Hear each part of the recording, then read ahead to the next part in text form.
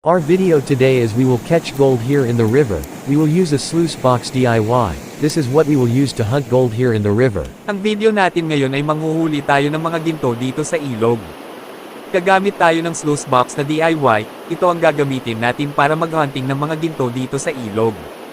Ang unang gagawin natin ay ipapakita ko lamang kung paano ang ginagawa ko sa pag-aayos ng panghuli natin ng mga pinong mga ginto. Sa ganitong paraan ay may iba't iba tayo na diskarte sa paggawa ng mga panghuli ng ginto. Ang unang gagawin ko ay lilinisin ko muna ang sahig ng paglalagyan ko ng sluice box o tinatawag namin dito na barkies. Hindi ko lang alam kung ano ang tawag sa ganitong proseso sa inyo kaya pwede nyo i-comment kung ano ang tawag nyo dito sa inyong lugar. Balik tayo sa pag-aayos para maumpisahan na natin ang panghuhuli ng mga ginto. Kung naayos na natin kung saan natin ilagay ang banig para sa ating sluice box, ilalagay na natin ang nakuha ko na tarpaulin sa gilid ng kalsada, pagkatapos ay aayusin natin para hindi ito yupi-yupi.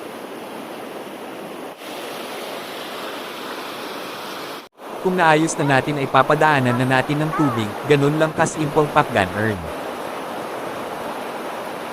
Kapag naayos na natin at napadaanan na ng tubig ay ihanda na natin ang gagamitin natin na screen na pangsala sa mga bato.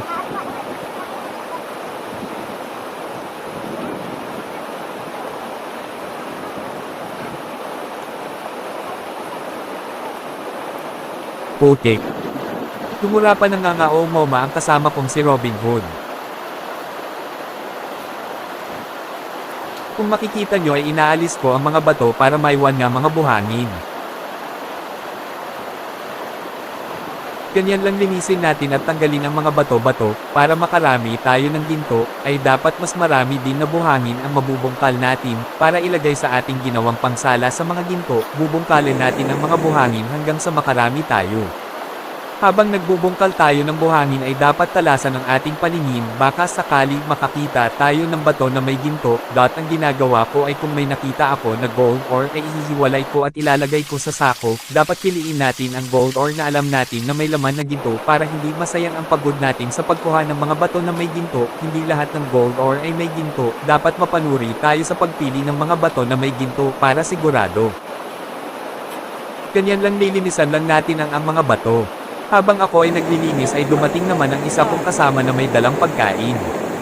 Umupo siya at pumwesto habang nagtitimpla ng kanyang pagkain. Habang kumakain ay sabay din siya nagkwekwento. Panoorin lang ang video hanggang huli baka sakali magkaroon kayo ng ideya kung paano makakuha ng ginto sa ilog. Hindi ko na nabidyohan ang lahat ng proseso kaya aabangan niyo po sa mga susunod ko na mga upload. Kung talagang makakakuha tayo ng mga ginto dito sa ilog. Sa susunod ko na upload ay ipapakita ko kung may laman na ginto ang ilog na ito at kung talagang may makuha tayo ng mga ginto dito. Ipapakita ko ang pagkikilates o pagsusuri kung may laman ng mga ginto ang binubungkal natin ng mga buhangin. Hanggang sa pagluluto at pagbebenta ng makukuha natin na ginto, kung gusto nyo ang ginto ay mag-subscribe na kayo at aabangan nyo ang mga susunod ko na video.